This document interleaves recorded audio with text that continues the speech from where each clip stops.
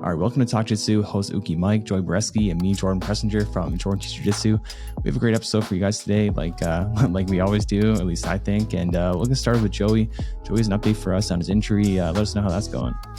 Yeah, so I got the feeling in my hand back, which is nice, but it turns out that whatever I did to my neck at the same time, I also separated my shoulder. So I guess I'm not a doctor here, so I'm going to butcher this on the camera.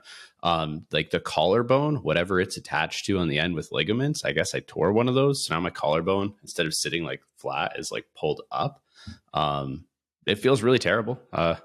Every day it's just really painful. Like just having my arm like hanging limp feels like someone's like pulling my shoulder apart. It's really not fun. Shoulders suck. For the listeners that weren't here last week, can you explain how you hurt yourself again?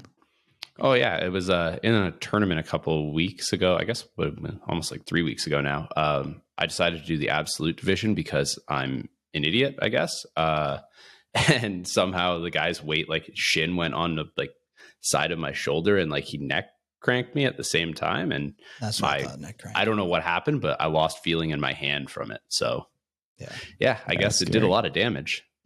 Was it like knee on neck? Like he's putting his knee or his shin like to driving into you, or just kind of like a scramble happened? No, he went for like I don't even know really what happened, but it was some sort of like Peruvian necktie like thing with a collar, and like his one shin like ended up on my shoulder as he was like yanking on my neck. Yeah, it was just a really weird tangle. It didn't feel good. Yeah. What's like the recovery time and stuff like that? If I would stop using it and actually heal, probably like a couple weeks, but I keep like doing a couple days and being like, oh, it feels a little better. I'm going to try and roll tonight. And then it gets much worse. And then I give it 2 days and then try and roll again. And I'm pretty sure I'm making it worse at this point, but you guys know it's hard to just not train. Yeah. That's like the story of like every jiu-jitsu guy. It's like you get hurt and you keep coming to class, and keep training, or you say like, oh, I'm not gonna, roll today. And then it's like, well, maybe I'll roll light. And the next thing you know, you're just rolling like normal and hurting yourself even more. It's like, like that really sucks. Do you feel like you've lost strength from it? It like the whole arm like just feels really terrible. Like I can't like I tried to carry groceries the other day with it, and like I can't hold anything with the arm, or it feels like it's just like pulling my arm like apart. Basically, it's pretty terrible. Like my pec feels terrible from it, because I guess wherever the pec attaches up there, when the collarbone pulls up, it's just constantly pulling on my pec. So yeah, like the whole shoulder area just feels really painful all the time. I haven't even tried to do. No, go ahead. Sorry, Joe. I thought you were done. I had a similar injury to yours, where my muscle actually atrophied, and my right bicep lost an inch compared to the left one. Almost exact same thing. Nerve impingement. It took years and years to heal. I could bicep curl like 10 pounds with one hand and 45 with the other. But after I think 2 years, it came back to normal. So, it's scary. It's scary, man. Especially like, everything's bad, like ligament tears and everything, bones obviously breaking. But like, when people tear their muscles, it's really like nasty looking. Like you see like so much bruising and everything. So I know Mike Martell from Grizzly Gym in Kingston, like he's torn his bicep like so many times. Like I've seen him post on Facebook, like, or torn pec or torn bicep. And it's always just like, looks like, just bruised up and like full of blood. It's it's really a scary thing. I think he gets it more from like lifting and stuff like that. But yeah, jiu-jitsu, I think it's a relatively safe sport to train, but like definitely competing, you definitely risk way more injury, because it's just way more intense and there's just more on the line, and people are just more willing to, not look out for your safety, which makes sense. It's competition. Like, you got to look out for yourself. In the gym, you look out for each other. But yeah, it's just a risk you take, right? So yeah, and then you go in the absolute division for sure. It's not a great idea, especially because you're like, a smaller guy. Like, how much do you weigh right now? I'm like 162 right now. I haven't really been able to train hard since the tournament because of this like arm issues. So I've gotten a little fat. Yeah. Well, we're actually close in weight now, because I lost like 15 pounds. So I weigh 179 right now, which is the lowest I've been in so long. But like, I just wanted to, I felt like I was just eating like crap and like getting too big. And I don't want to have a huge size advantage over people. And it also makes like the rolls more impressive if like I'm like going against a big guy, but there's like, you know, more of a weight disparity and I'm not just like super jacked up or whatever. So I really like being a lighter weight. I find it's like it's made my cardio better, and it's going to make my technique better because now I can't, you know, muscle things as much. Like I still feel strong, but like, you know, I don't feel as strong. But like it's just a healthier weight too. I feel like just going around like, you know, 195 pounds at 5'9" is like it's just a little excessive. I think like 180 is like a little better for me. And like all I did, you know, is just like I just stopped eating as bad as I do. And as I was just not taking care of my body for a long time, and or taking care of my mind either. But I'm doing things. I'm like making a lot of progress in that area. So I don't even find it wasn't even hard for me to lose the weight. It was just like you know, train more. That was one of the things too. Eat less and train more, because I haven't been training much at all. Like I hadn't been, but now I do like almost every single round, if not every round. But before I was just getting so lazy. I'm like, I don't want to train, you know, like I don't know. Like it's a tough thing when you need to like, you know, be passionate about something because, you know, your job is jiu-jitsu, everything's jiu-jitsu, and then you're just feeling burnt out. But I'm really glad that, yeah, I've made a lot of changes in my life to address that. And I'm enjoying jiu-jitsu like a lot more now. But now I need to put like, I want to get like stronger now at this weight, but I don't want to just like put on bulk or anything like that. I like being leaner. Nikki likes when I'm bigger. Like, you know, she likes when I'm like, you know, she prefers me I'm like 200 pounds because I'm just, you know, really big or whatever. But yeah, I think 180 pounds is pretty good. What's your weight right now, Mike? About 170 pounds now.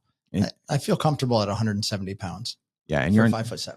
And what dosage of TRT are you taking now? 80 milligrams a week. My doctor has me at, but we're still in the finding out what is good range. So he said he wants me to go up another 10 points. You know, in Canada we have a range where your acceptable limits are between 8.5 and 28.5. And when I started, I was 7. So that's like the testosterone of a 90-year-old. Wow. And now I'm up around 14. He wants to get me up around 28, which is the max, because I do, you know, high endurance sports every day, you know, 5-6 days a week. So, but what do you have you on at first? What was it? Oh my God, 50 milligrams. And I felt like absolute dog that is so shit. Low. Yeah. Sorry. I didn't mean to cut you off. I'd come into the gym tired as hell. I couldn't roll worth a shit. I just had no ambition. I just forced myself to come in every day. I did not want to be here just because lack of energy, not because I didn't love being here. But now it's better the more that they've upped it. I think a safe dosage is probably another 20 milligrams, 100. And I think that's rate where I will be at my best. That's where I was 10 years ago. Yeah, for sure. Do you think you'd have a lot harder time training without TRT, or do you think like taking care of your body and eating right and stuff like that would be enough for you specifically? I mean, you were low T, right? So yeah. I mean, yeah, I guess it's a tough question because a lot of people are low T and they don't realize it, but like, you know, there's a lot of things you can do to kind of you know, get it going good naturally, but for some people it's just not enough. And like you were so low, it makes sense to raise it up, right? Oh yeah. Like he was, when he saw my levels, he said, I've only prescribed one other person testosterone in 25 years. But when he saw my levels, he was like, yeah, I can understand why you're depressed, why you're tired, why you have no ambition and don't want to get out of bed all day. He goes, that's your endocrine system is just at its absolute lowest, you know? Yeah. Well, you want to hear one of my hot takes when it comes to, you know, old man jiu-jitsu, I guess. I think that some older people, they kind of, make excuses for themselves a little bit, just to be honest, just because I think that even if people are more athletic than you, it's not that you can like, and younger, it's, you know, you can't beat them with like athleticism and speed because they're younger or whatever. But like some people just don't have good enough technique, and like, you know, the technique, it's not necessarily going to conquer it, but it should save you. Like if you're doing things like letting people grab your head and take underhooks, it's like, it doesn't matter how old you are or like how strong you are. You can't do those things. Right. So I see it a lot where, you know, someone might be feeling bad for themselves. Oh, I'm older, I can't do this or that. But it's like, well, if you prioritize like fundamentals, you're probably going to be at least good defensively. Right. So I think that, yeah, that's just something that's been like, I've been thinking about a lot because I get questions on YouTube. It's like, oh, I'm older, you know, can I start now? And, you know, all the other younger guys are going to beat me up and stuff. Well, I think if you're good at jiu-jitsu, you're not going to get beat up, you know, by younger people. but you might not necessarily win either. So like, which is okay, you know, but like if you have good technique, you should be good to go, at least defensively. But I see all the time, because people think that like being technical is like being really good at like specific techniques. And that's not the case. It's like being good fundamentally is doing the right things defensively, right? So one example I keep using, because we're doing this drill a lot in class, where it's like a grip fighting drill. So we're in half guard, and the objective is to get a crossface and underhook for the person on top, and the objective for the person on the bottom is to get an underhook for them, because those are such important grips, right?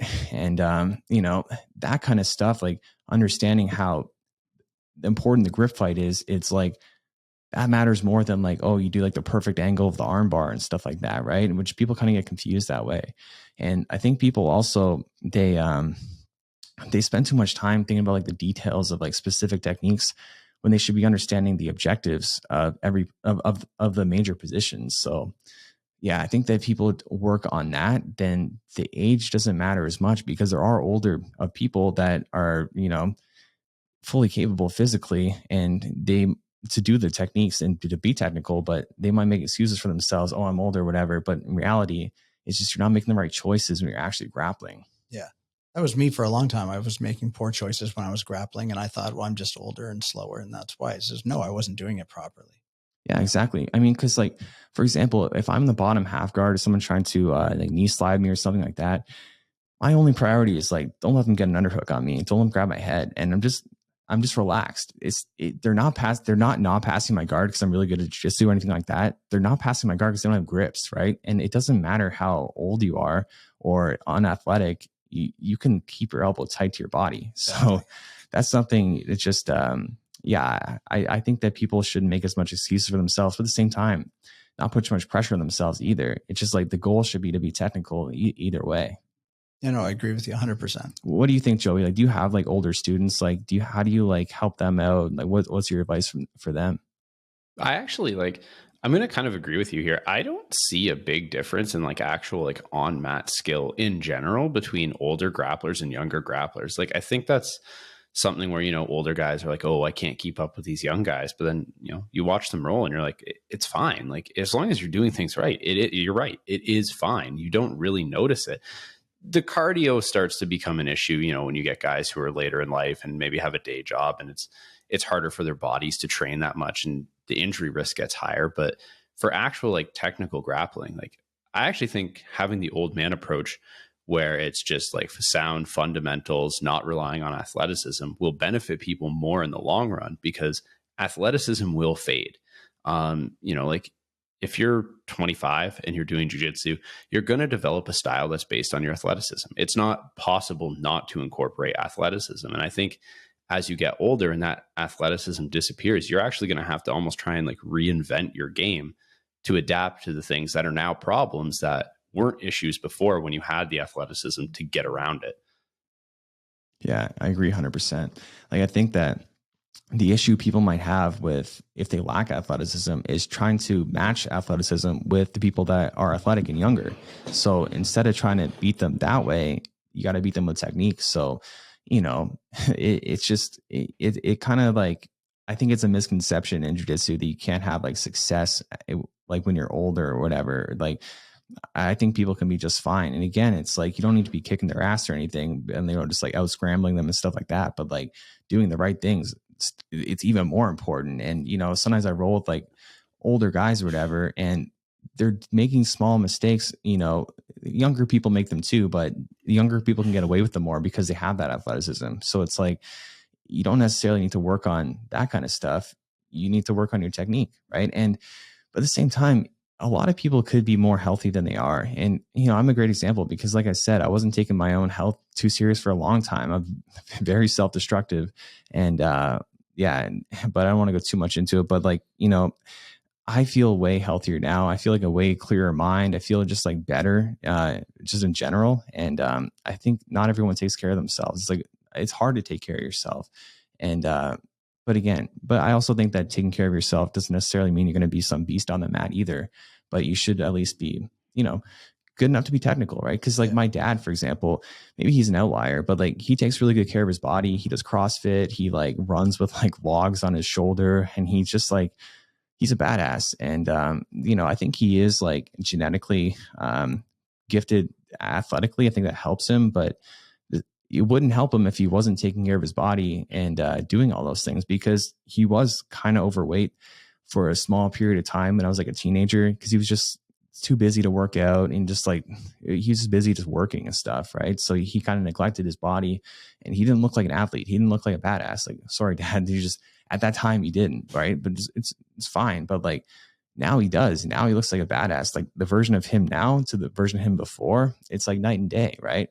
And then you see some older grapplers, it's like maybe they drink a little too much, and younger people can do this too, but we're talking about specifically about like older grapplers, right? So maybe they drink a little too much, or they eat a little too much and too unhealthy, and eating, you know, just like processed food and stuff like that. And, you know, I'm not like above anyone else. Like I've eaten my share of terrible food. And like I said, like the last year, I've just not taken care of my body. But again, changing my approach has been very helpful for me. And I think it'd be very helpful for a lot of other people. And, you know, I feel not as strong for sure. I feel like decently strong, but I feel not as strong. So I need to be even more technical and, you know, and use speed, which is like definitely, you know, athleticism, but like, you know, it comes down to technique first and foremost. And yeah, well, what do you think, Mike? That's what I've been doing actually lately, is trying to use less strength and more technique. And I think it really helps. I don't know if it's just our gym culture, but nobody treats me like I'm the old guy at the gym. Everybody treats me like I'm just one of the guys. And I really like that. I don't want anybody to handle me with kid gloves when we're rolling. You know, I want to just be like any other, as you treat a 25-year-old. You don't handle me as kid gloves when we roll. We roll pretty hard. Right. Yeah. You know, I really appreciate that from everybody at the gym. Yeah. You know, when I roll with you, I don't feel like I'm rolling. Like, are you 48? Almost 48. Yeah. I don't feel like I'm rolling with someone that's almost 50. I just feel like I'm just rolling with Mike. You know, I don't like, it doesn't really factor in, you know, and even if you were younger, I'd probably just kick your ass just as bad. Like, you know, no offense, just there's reality, you know, because again, technique based. Right. And actually this kind of leads into another, thing I wanted to talk about too, because I'm going to make a video soon, like how to roll with women. And I'm going to interview some of the ladies at our gym and ask them specifically, because, you know, their perspective is going to be, I don't know, not better than mine, because I have my views as a guy too, but we got to hear their viewpoint as a lady too. So, but, you know, they commented, and they were negative or anything, but like they were saying like, it's a waste of time for them to roll women, because like, they can just like, if they get an arm bar or anything, they can just, you know, curl them, or they can muscle through. Yeah, exactly. It's like, well, you're just admitting you're just using strength, you know, like that's what you're admitting. You can roll with them technically, have a technical battle. Like, why aren't you? Like, why would you do that? He was just saying, oh, he just lets them do things, whatever. Well, that's not the right approach either. So my approach to what I think people should always be doing, regardless of anyone of any size or any gender, is using the minimal effective dose of strength, right? So for example, I roll Tanya at the gym, who's like probably 100 pounds now. She's really, she's really light, especially now. But, you know, I don't feel like I feel like it's even harder in a sense, because I need to be so technical. I don't want to use any strength on her, but I still want to like, quote unquote, beat her. Like I want to have a good roll with her, and I do. So like, I might get more out of rolling with her than rolling with like a 250 pound white belt. That's just muscle. So like, because it's a technical battle. And, you know, it's just, people need to realize that how important technique is. And it's not the techniques themselves, like armbar, triangle, you know, you got to perfect the scissor sweep, whatever.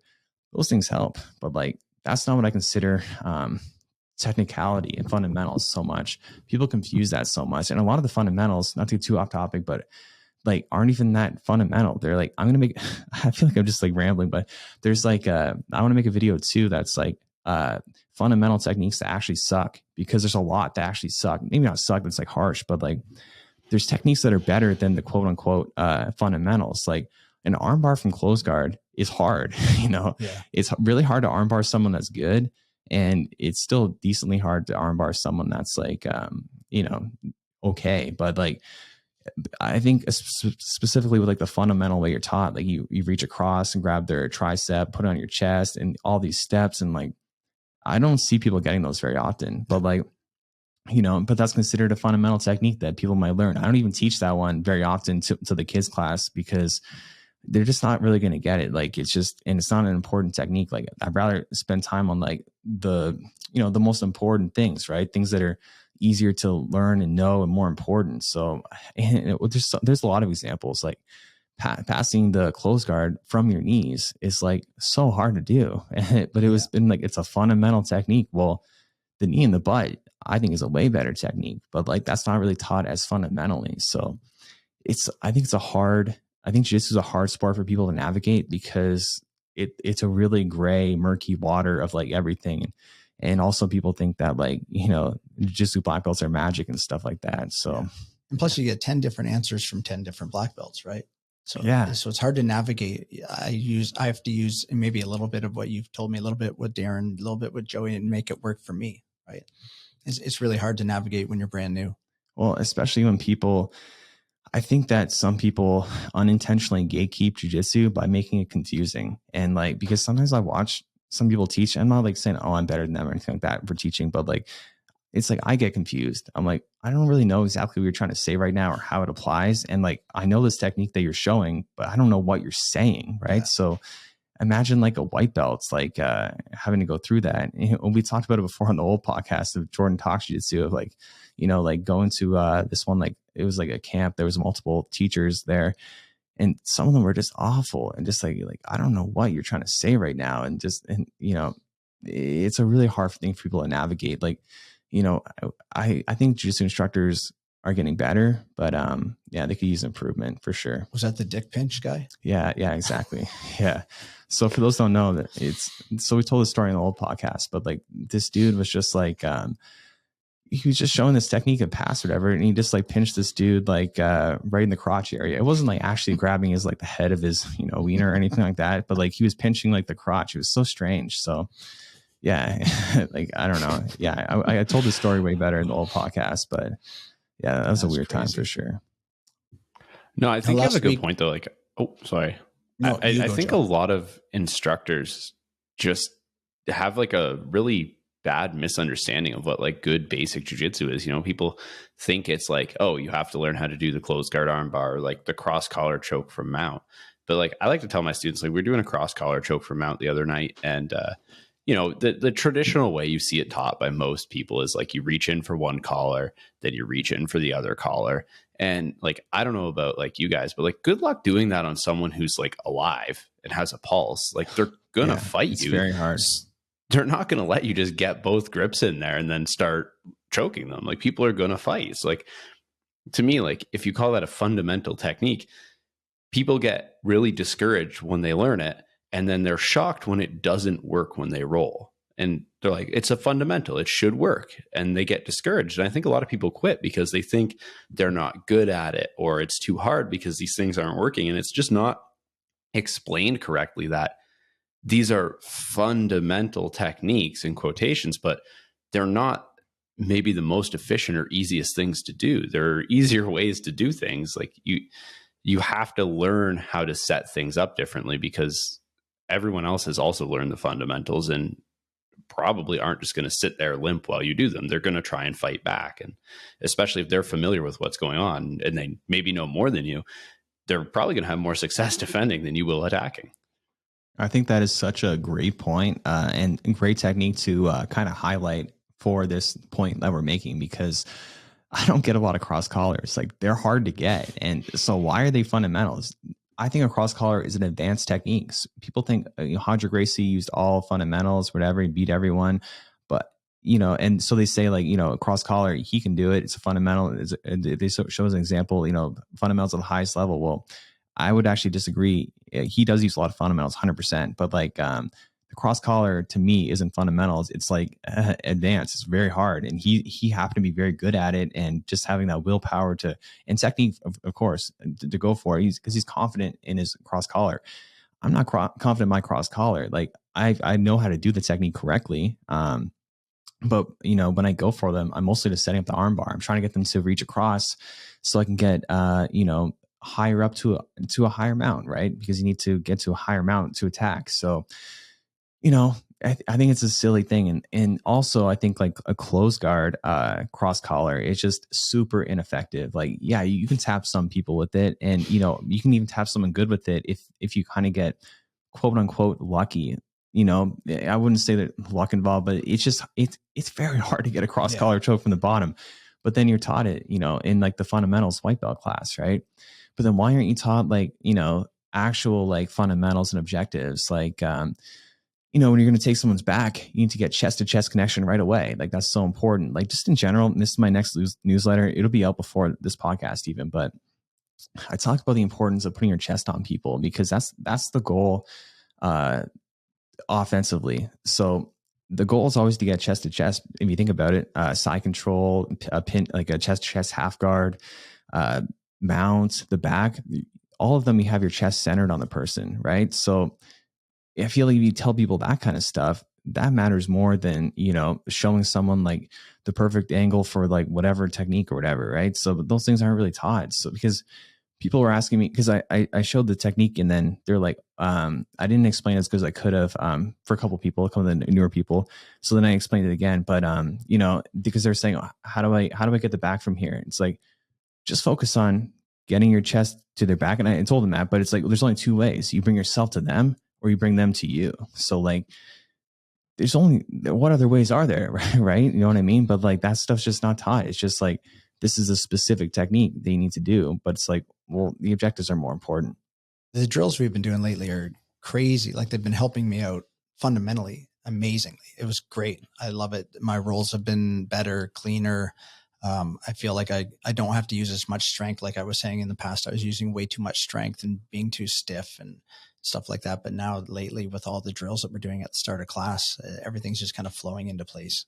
Yeah. I'm thinking of like more and more drills, and just trying to really do that a lot, because like, I think if you don't have a clear plan of what to do in any position, other than specific techniques, you're not gonna be able to get those specific techniques. It's like the in between is so important. Yeah. And we have talked about this a lot, you know, but like, I just want to stress it so much. And like, I just want to keep thinking of like cool, like more cool games. And like that chest to chest one, or sorry, no, that like half guard one where you get the underhook or whatever, and underhook and crossface, we do with the kids. And man, I'm telling you, the kids have improved so much from it, because you can tell an adult to do it, and a lot of them will for the most part, but like kids, like they're harder to teach. Like, you need to be way more, you need to really get them, it has to be super clear and get them doing it. And it's like, just seeing the kids actively going for crossface and underhooks now, like as they're rolling, because we've been doing it so much in the drill, it just like makes me really happy, and like makes me really excited for,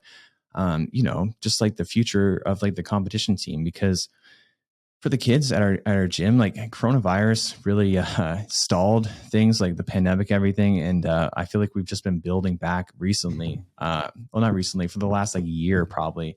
And now we're getting to a point where I feel like the kids are getting really good. They're not like there yet where they can like just dominate and destroy these like high, you know, these like city competition teams. Like at white belt level they can, but or they can do well, but like I want to get it to like every belt level they can just destroy. And I think we're going to get there, specifically because we're doing all these drills. So yeah, I really like stuff like that. Support for Talk-Jitsu is brought to you by Manscaped, who's the best in men's below-the-waist grooming. Their products are precision-engineered tools for your family jewels. Manscaped Performance Package's ultimate men's hygiene bundle. Join over 7 million men worldwide who trust Manscaped with this exclusive offer for you.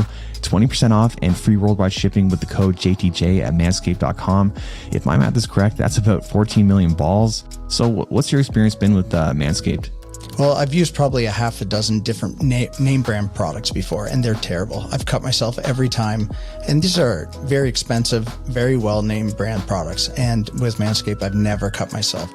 Exactly. And you know what I like the most about the Manscaped razor is it has a flashlight on it. And you think that's the best. It's amazing. You think that, oh, it's just this like, you know, feature or whatever, but actually it's kind of like when you experience a light on your razor, it makes you wonder why no other ones have that too, because this is a game changer. You can just see everything so much easier, you know, even if you don't have the perfect lighting. So that was my favorite aspect of it. I was actually shocked how much better it made too, because I was, you know, doing my neckline and everything. I was like, oh, I can actually see where the line should be, right? Because there's a light. It's so simple and so smart. So I really like that from Manscaped. 100%. I thought, is this a gimmick? And then I tried it. I was like, no, this is the way. This is the only razor I've ever had that has a light on it, and it really lights the way to shaving your balls. It does. It makes all the difference. I think a lot of other brands are maybe more towards like your hair or just your beard or something, right? But this is like the full package. So guys, JTJ at checkout, let's go.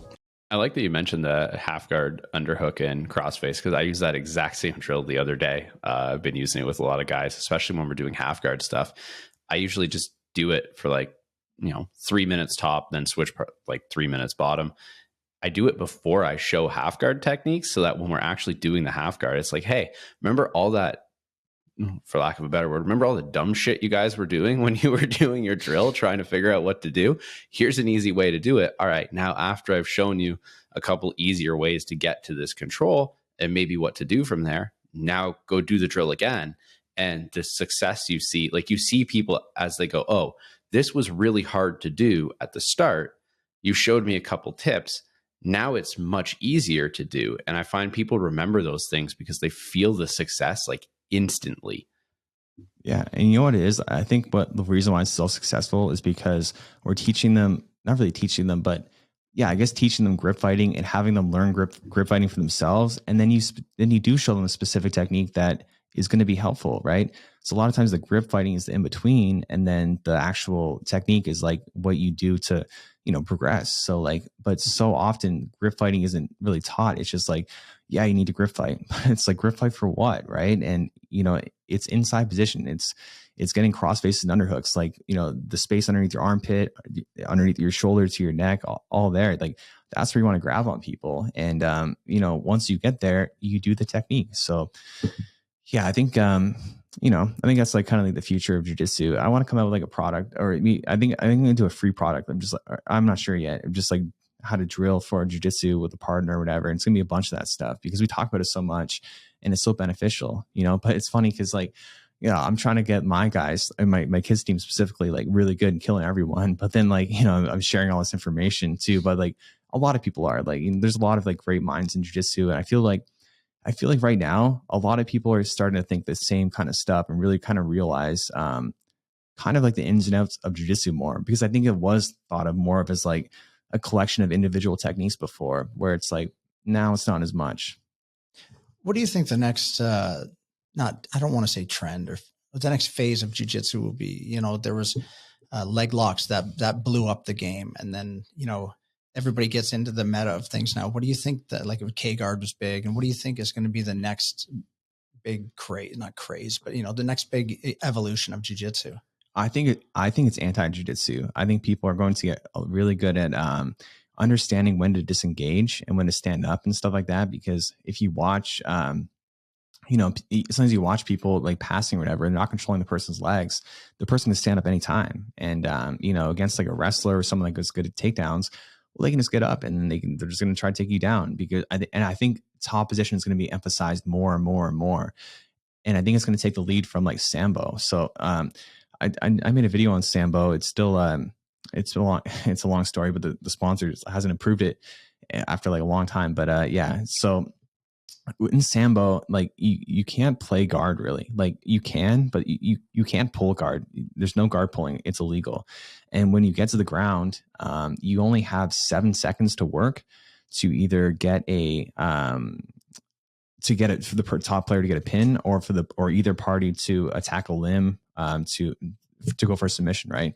So you don't have much time at all to work. So there's no like there's no really incentive of like really trying to play your guard. It makes more sense to actually stand up, because when you're on the bottom, you risk getting pinned so much. And in Sambo, a pin is really bad, and because you can lose by pin, you get points for pins. And wrestlers are really good at pins, obviously, because that's their objective. And Sambo people too, because that's their objective. And I think pinning is becoming popular in jiu-jitsu because you control somebody, and it's just hard to control someone if they don't if their back's not on the mat. So I think jiu-jitsu is going to take more inspiration from sambo and wrestling. But what do you think, Joey? What do you think is the next big thing? Pretty similar to that, actually. I think the big like developing trend is just going to be passing. Like for decades now, jiu-jitsu has really emphasized the guy on bottom. So like the guard player. And it's been all about like the guard player setting stuff up. And I think now, especially in the no-gi game, you're really starting to see guys put more of this emphasis, and people are realizing if I just get on top, it's really hard to lose. Like if I can get on top of you and pass your guard, it's actually actively difficult to lose, short of being buggy choked. But you know, like just there's ways to deal with that. As people get better and like more familiar with buggy chokes, there's ways to deal with it. You probably shouldn't be getting caught by buggy chokes more than a couple of times before you figure it out. Yeah. But like I really do think the big evolution is going to be people passing and just controlling from the top. You know, maybe not even submitting from the top, but just controlling, like you said, and using more pins. Just especially too, like the way the point system is structured for IBJJF, you get 3 points for a pass, whereas like sweeps and takedowns are only worth 2. So the pass is inherently extremely valuable. Especially like, passing to mount. Yeah, if you pass the mount now, you're at 7 points. That is really hard to overcome from the bottom, because even if you get back to guard and you sweep, now you're stuck there. You're still down points. Maybe you're in someone's guard. You have to pass. Even if you do get a pass, now you're still behind. So I think passing is the next big thing. I think you're right. And I think specifically passing to mount. And this is what's something I've been doing all the time now. Now I rarely pass to side control. I always pass to mount, because you just control better, because side control, it just actually in reality isn't that great of a position. And I remember when Less and Press More Involved, shout out to Jake, great YouTube channel, he posted that video, and some people, you know, criticized it. Yeah, a lot of people liked it, but I'll give more context. So he posted a video saying like black belts don't use side control. I was kind of scratching my head. I'm like, what do you mean they don't use side control? Like side control's fine, it's great, you know. But like the more I kind of thought about it, I realized that it's not as good as it's made out to be. It's decent if you have good grips already, like you have a nice tight crossface and underhook, and like their arm is isolated. If their arm's isolated, yeah, it's a great position. But like if it's not, you really risk them exploding to bump into you and shrimp, or to turtle, or to go away and stuff like that. And when you go to transition to try to get like a submission, that's when they're going to take their opportunity, right? So I don't think side control is going to be that popular anymore. And also the risk of the buggy choke. I think people are going to pass specifically to mount, because if you think about cross-body control, which is like, it's basically going from like one side to the other. So if you have a back, like if you have someone's back, you have like a seatbelt grip or whatever, like that's cross-body control. But so is like, if you have your bottom hook in, you need an underhook on the other side. Yeah, I got a picture right in my mind. So if you have bottom hook in, you need the underhook on the bottom side. If you have your overside, the same side.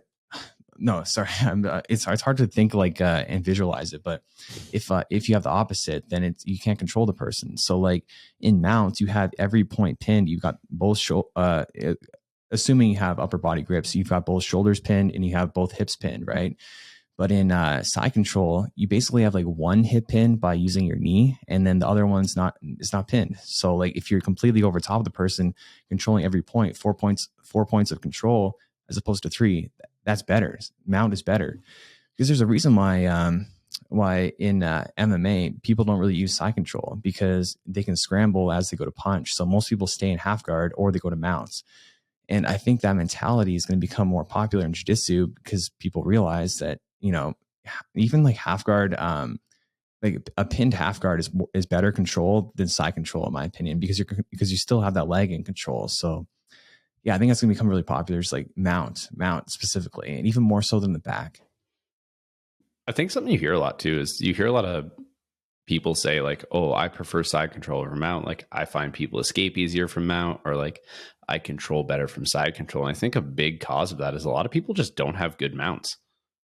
I think mount is a position that just, it's almost like an art that's kind of been lost through the years. Like if you watch jiu-jitsu 20 years ago, like even well before we started, when people got mount, like you were just stuck there for a long time. Like Mount was dominant. And I feel like that skill has kind of been lost. Like I feel like every other position, the control has gotten better and better as time has gone on, but Mount just hasn't for some reason. It's kind of lagged behind. And as a result, I think a lot of people don't feel comfortable in Mount, but I do think you're right that it's going to get better because it is an area where there can be a lot of improvement. How many points do you get for Mount again? 4. 4 points. Okay. I think the reason why people are getting worse at it, or just not good at it in general, is because they don't understand that you need to control the arms too, right? If you let the person put their hands on your hips, well, now they're going to start, they use them as frames and they can start using their escapes, right? But if you isolate one of their arms, or both their arms, then they can't use them to escape, right? So like, that's what you need to do. You need to get an underhook and start crawling your hands up, or whatever way you do it. There's only so many ways to jack up an arm, but I don't think everyone realizes that that's the objective when you're in Mount. You need to isolate their arms, so or at least one. So because if you don't, they're going to use it. They're going to use what they have available to them, and you can only submit them if you have access to the arm. If you can come up higher, right? Unless like cross collar, you can get it from a bit of a lower mount, but it's harder for sure. So, but most submissions from Mounts, same with Ezekiel, most need to come up high for like the real, like tried and true, like really, arm bars, triangles, and arm triangles, all that stuff, right? You need to come to a high mount. So at least with the arm triangle, it's not really high mount, but it's like, it is because you're jacking up their arms so much. It's kind of like a different way. You're high with your body. So yeah, I think people just don't realize how much the grip fight is important. You go into Mount, you need to grip fight right away. That's the first thing I'm thinking. I'm in Mount. This person's going to be able to escape if I don't isolate their arm right away. So you need to get underneath their bicep, right? Or underneath their elbow. Those are the two, my favorite ways in no-gi. But like we talked about earlier, in gi, you can use tricks like the cross collar setup and stuff like that. And there's other tricks, I'm sure, but there's only so many. So yeah, I think the objective just needs to be clear for people. Like Jesse won 2 out of his 3 matches at the last tournament from Mount.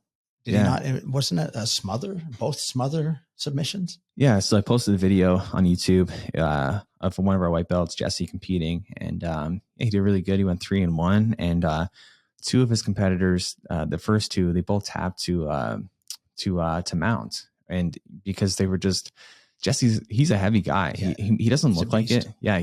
I don't want to say doesn't look like it. It sounds like insulting, but like, yeah, I don't think he looks like a super like heavy guy. That's what I mean. But he's 200 pounds, and he feels heavy on people for sure.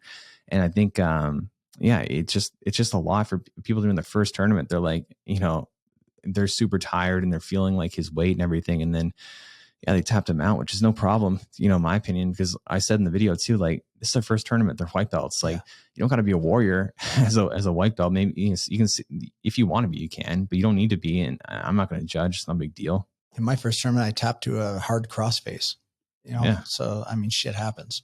Exactly. You live and learn, and you become like kind of tougher over time of like, kind of going through those things. But like, when you're exhausted and you're like, it's tough. So it's just whatever. People judge people way too much, and just, it can be annoying. No one did on the YouTube channel. No. And I talked to both those guys too, not about that, but it's like, just talked to them, and they both enjoyed the video. So I was really happy about that. Yeah, it's a good video. And one thing sorry, go ahead, Joey. I was going to say, I think you raised a good point that like, we got to stop, like, as a jiu-jitsu community, like shaming people if they tap to something that's not seen as like a good submission. Like, if someone's tapping, it's because they feel like they're in danger, or they don't want to be there anymore, and they feel like they're at risk, and they're tapping to get out and save their bodies. Like, you shouldn't fault someone for recognizing that their body's moving or bending in a way that they're not comfortable with and saying that's enough. Because if we fault people for that, that's when you start getting people who won't do that, and they end up getting injured. Yeah, exactly. Or even stuff like, like just making them like taking their air away and stuff like that. They can't breathe and they feel so heavy. Because I know, like, in the past as a lower belt, I've probably tapped like 2 or 3 times just to claustrophobia. Like, I just started thinking in my head, oh man, this sucks. Like, I feel like this is awful. And then I started panicking, and then I'm like, I need to tap right now. I can't take this anymore. And like, maybe that's like some people might view that as like weak or whatever, but it's like, well, I wouldn't do that now, because now like I have a better understanding and a better like toughness almost from like going through those things. But I wouldn't have became tough if I didn't have to go through them. Right. So like, it's not a big deal. And yeah, I think it is a harmful thing for people to have that mentality. That's more like, you know, a bro, like MMA mentality. You know what I mean? Like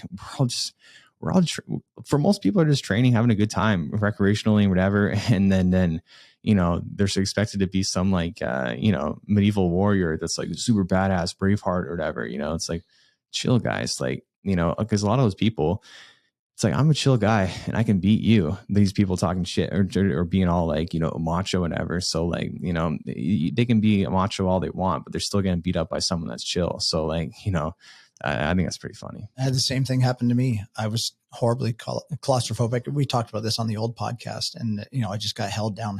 I'd freak out and tap from that. And now it doesn't bother me. I just work my way through it, like exposure therapy kind of thing, right? You get better with time with it. Everybody will. That's exactly it. So yeah, one thing I want to talk about too is the Gordon Ryan, Felipe Pena kind of, and Nicky Rodriguez, like the greasing incident. I didn't really watch it. I just kind of, I find it boring. I don't like watching high level jiu-jitsu, or I don't like watching jiu-jitsu in general, unless I shouldn't say that. I like watching stuff on YouTube. Like I do watch other creators and I find it interesting, but I don't watch like, you know, live events. If people like that, that's totally cool, but it's not my thing. So I'll give my opinions on it, but it's not as informed as probably, like, I know Joey, you're really into it. So what do you think of the whole situation with like Nicky greasing and all that stuff? First off, like, I don't think he greased. I know Gordon put out some video explaining how people grease. Yeah, it's a lot of. Sorry, Joe. What was his explanation? Because I'm not even aware. Basically, the way he explained it was what people will do is they'll like put Vaseline on, let it sink in for like hours, and then they'll get a little sweat going in a warm up, wipe it off, and then when they sweat in the match, the Vaseline's going to come out of their pores. A little bit. It does happen. It does make a difference, but I don't think these guys are doing that. Like, I don't know. We've rolled a lot. Like, we're both relatively sweaty humans. Like, I think Nicky Rod's just a guy who sweats a lot. Like, you look at him, he's an athletic guy. He clearly carries a ton of muscle. The more muscle you have, the more water your body's generally going to hold on to. And when you start working hard, that's going to come out in sweat. So I think he's just a really sweaty guy. I always find it suspicious when people don't call him out during a match. It always seems to be after matches that they call him out. If I was rolling with someone, I thought they were greased. Yeah. And Pena called him out during, yeah. The ref came over, they toweled him off for being sweaty, and no one DQ'd him. Yeah. I mean, if the guy was really that greasy when the ref came over, if they were like, this dude's all greased up, DQ, it's done. Yeah. You cheated. So when they're just like, hey, we'll towel off some of his sweat, I guess, and then let him keep going, I really doubt he's greasing. I'll try and save some of my harsher opinions on Gordon and his criticisms of Nicky. I think it's relatively childish. That's just my opinion. Well, why do you want to save it? Why don't you just go for it? You know, you've been criticized before for your opinion. Why don't you just go for it? Gordon's got, I don't know what's going on with him. He seems to go through some episodes where he picks people to call out for things. Like, I know he really attacked Lachlan Giles for being on steroids, allegedly. I've seen a lot of jiu-jitsu guys. Lachlan is not the first person I would look at and go, that's the guy. That's the guy that's taken PEDs. Maybe you should look in the mirror. I've got no idea. Gordon. Sorry, Joey. I've got no idea either way. But when Gordon did post the side-by-side of Lachlan, when Gordon was accusing him like not of being on steroids to being on steroids, I did feel like it was a little suspect because I didn't think that at first either. I'm like, Lachlan, he's not on steroids. But then when I saw that side-by-side, I'm like, I don't know, but that's just like my thoughts that came into my head. So I've got no idea. So I'm not accusing him whatsoever. I just was like, I don't know. I think the problem there though is like those are pictures that are years apart. They're given without context. Like one, Lachlan could have just been not training for anything, you know, just taking his time, having fun, dieting to be healthy. And then the other, you know, maybe he's bulking, putting on some muscle, getting ready for ADCC. I mean, I think all three of us here have actually gone through some pretty substantial body changes over the years in like muscle composition. I'm sure if I took a picture of you, like actually, I'm sure if I took a picture of you like 10 years ago or even me 10 years ago, and then you compare it to now, people would be like, and you didn't tell them that that was 10 years apart, people would be like, holy shit, like that's not a natural transformation. But it is. You just need the context of when were these pictures taken? How far apart were they taken? What was the person doing in their life at the time? I mean, Lachlan's transition from being a teacher to a competitor to focusing more on teaching. You're going to have body changes, it can happen. Yeah. So I think it's a little ridiculous. I mean, anyone can look at a picture of Gordon from 6 years ago and then a picture of Gordon today. And I, maybe shouldn't be throwing stones when those are your side-by-side pictures. He was accusing Nicky Rod of juicing as well. So what Nicky did was he got his blood drawn, and Derek from More Plates, More Dates is going to analyze it in a future video. So that'll be cool to see the results. Yeah. But from what I understand, I don't know completely, that like if you've been off for a while, you cycle off, it might not show in the blood. But if you do a hair sample, it shows up for the last 3 years. Yeah. I don't know if that's true. Yeah, it can show up for years in hair sample. In blood and urine, it can show up. Some substances like Deca Durable, and it can last up to 18 months in blood work. Some are weeks, some are days. So it really depends on what, if he did use, I'm not saying he did, but if he did use what he used, it really depends on that.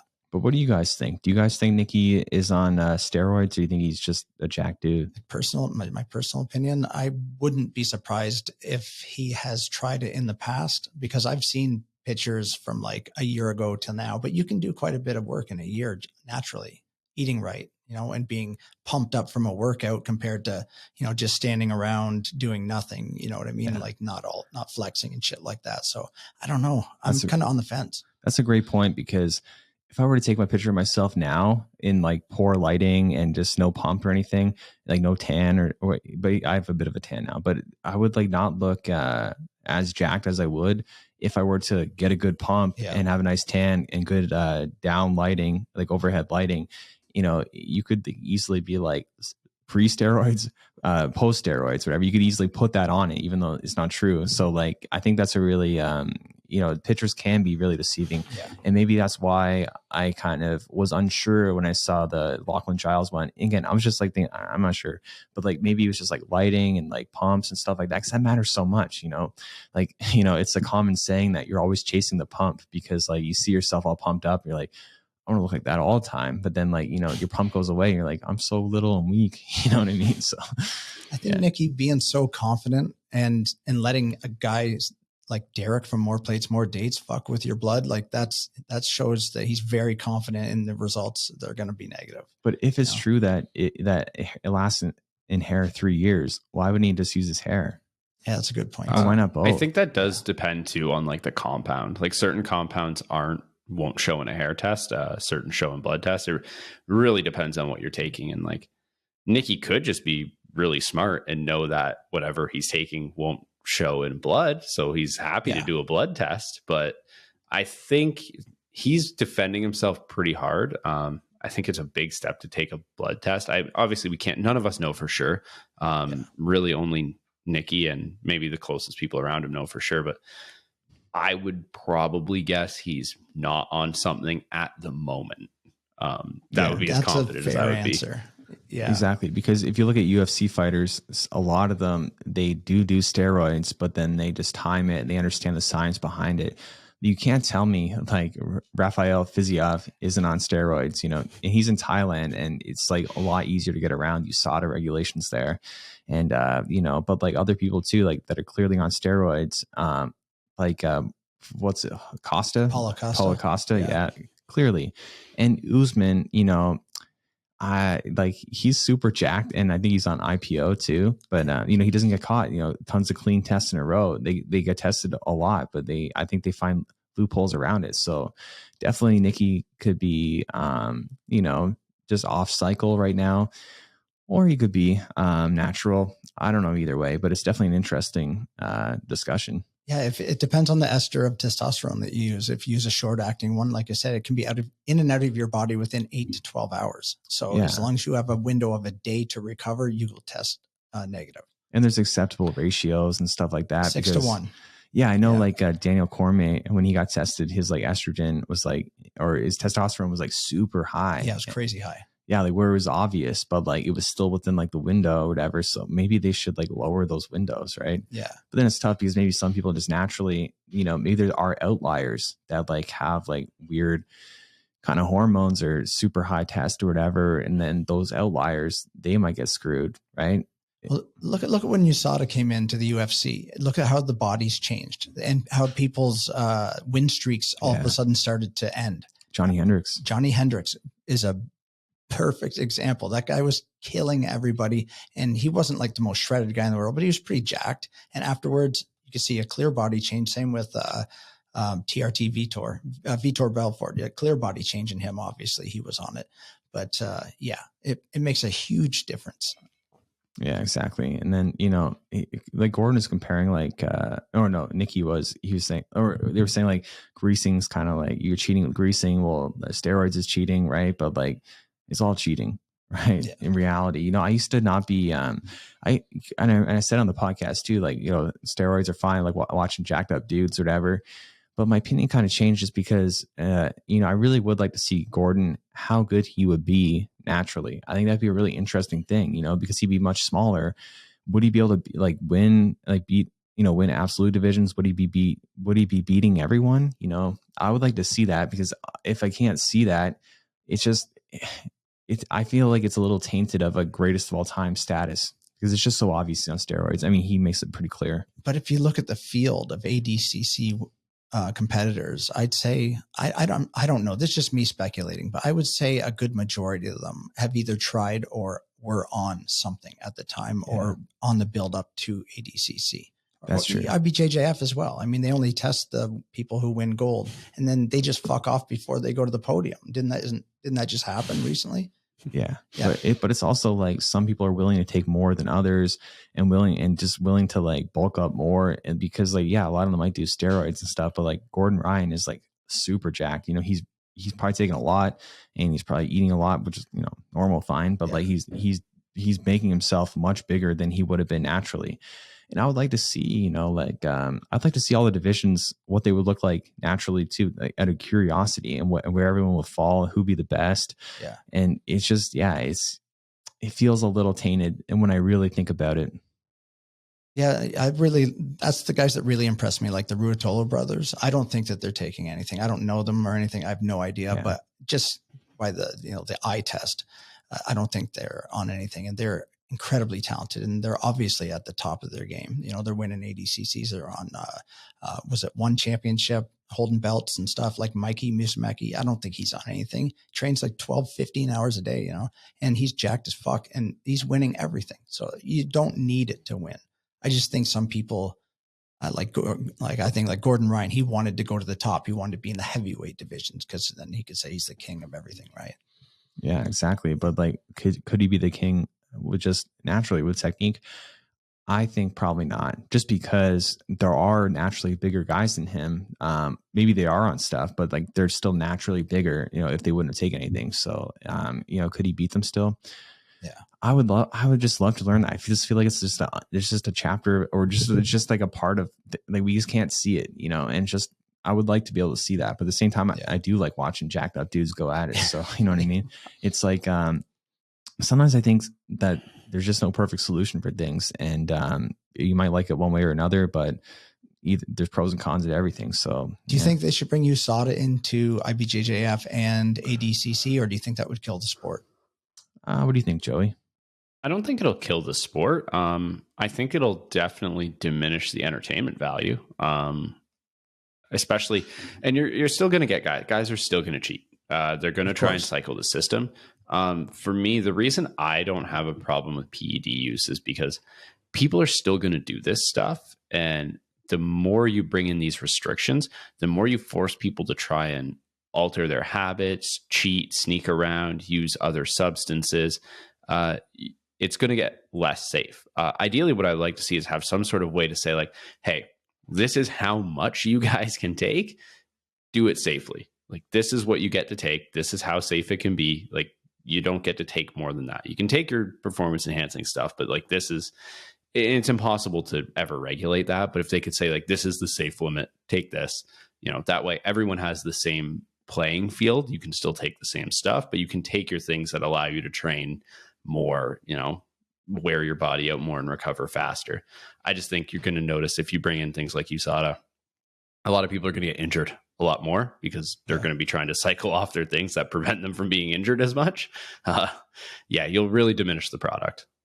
Yeah, I think a really good example is Conor McGregor. So like, he healed much quicker from his calf injury. Yeah, I think it was calf or shin injury from, from steroids, and a lot of people go that route. They get hurt and then, they're all jacked up now. And it's like, obvious, but I don't think it's a bad thing, because why would you not want to heal yourself faster and stronger and better? Right. Like, I don't think that's bad at all. So then it is tough, It's definitely a tough thing that we definitely don't have there's no correct answer. There's like, everyone's going to think differently for sure. But yeah, everyone, in the comments, everything, let us know what you think. Yeah. We talked about steroids before, but this is, specific to the Gordon and Nicky type of thing. So let us know what you think about the situation. Like, I wonder, if people kind of think the way I do, where it's like kind of curious to see how it would go without them. But I do agree they have their place. I think if you have a catastrophic injury like Anderson Silva, Weidman, Conor McGregor, I think it should be up to your doctor to decide whether you need anabolic steroids to heal yourself. You're a professional athlete, whatever gets you out there the healthiest, the fastest, back to making your money. I think it should be legal. I think it should be 100% legal if you're using that just to heal. I don't think you should be able to take whatever you want. I mean, it might sound rich coming from a guy who's on testosterone, but anybody who's ever met me would never accuse me of being on steroids. I look like a normal guy. I'm within an acceptable limit, and I'm not competing to try to smash somebody's face in at the same time, right? So, but yeah, I think if you break your leg in half, you should be able to use performance-enhancing drugs, which they were designed for recovery, right? Why not use them to recover? Yeah, but to play devil's advocate, so if it's up to the doctor, and you've had negative experience with doctors, and I have too, and don't even get me started. But like, the problem is so many doctors, they think differently than other doctors. Like there's, some will give you stuff, some won't, and it can be really frustrating, dealing with them. So just say you're like an athlete that wants to heal, but then your freaking doctor is like, nah, you can't take that. But then your competitor's doctor is like, yeah, take this, and this is good. You know what I mean? So it makes it really tough. And it might send you down a nefarious route to get what you want to heal faster. And that could end up hurting you. Like Joey was saying, you need to, if it's in the open, it's going to be less injuries, when people take stuff like this. Yeah, exactly. Because, having to take like black market stuff and like not be able to see your blood levels and stuff like that, it can definitely be like, it adds risk, and it's already a risky thing to do. So I've done that in the 10 years ago, I took UG underground lab stuff, and I was huge. I was 220 pounds, jacked as fuck. And I didn't check my blood panels. I didn't know anything about anything. But now that I do it, I went off that years and years ago. Now that I do it legit, legally through a doctor, everything, it's way better. You get to check all your levels, and he tells you if you get to a certain point, you got to go give blood if something's too high. So, you go do that, you fix yourself. It's way better that way. What does it feel like being on gear? Oh my God. Honestly, I feel like fuck. I don't want some 16-year-old kid to hear this and be like, I heard this on this podcast. And he said, but I'm not going to lie. I was 225, 230 pounds at 5'7". I was benching, I got video of it somewhere, benching 360, wow. 360 with 4 reps. That's pretty good weight output. I was just huge. I felt great. But ask me how great I felt when I walked up a flight of stairs. Oh yeah. Terrible. My cardio was absolute dog shit, but I looked good and I felt like a god, right? Yeah, it's definitely a trade-off. Yeah, it's definitely a trade-off. But I would not recommend it for anybody to go that route. It's very, very dangerous. And I'm lucky that I made it out without any side effects that I'm still carrying. Is the reason why a lot of people, when they do die or whatever, they get blood clots because their hematocrit is raised so much, their blood's super thick? Yeah, well, it does a lot of things. It raises your hematocrit levels. It raises your red blood cell count. It raises your. That's the same thing, though, isn't it? No, hemoglobin raises your iron, raises everything, right? So you got to either give blood to. Sorry, I thought hematocrit was red blood cells. Is it? I thought so. Joe, you're a scientist. Oh, I'm not a doctor. I'm not positive. I don't know. That's what I thought. I thought that hematocrit was red blood cells. I think that's hemoglobin. Oh, I mean, it could be. I think so. Or maybe there's, I don't know. We are not. We might need to cut this part out. We might need to cut this part out so I don't look like an asshole. No. But, one of us is wrong. So only one of us will be the asshole. It's all good. Sorry, keep going. I can't even remember right now. That's why I shouldn't interrupt you. Yeah, it's all good. But so it's been about an hour. Hope everyone enjoyed this episode. And guys, let us know what you want us to talk about, because sometimes it's hard to think of topics, but and we're always open to viewer feedback. And as anyone who comments on the videos, we super appreciate it. We appreciate the engagement and everything. And we just appreciate everyone that listens to the podcast and watches it. It's a really cool thing. So with that said, we'll see you guys next time. Don't do drugs.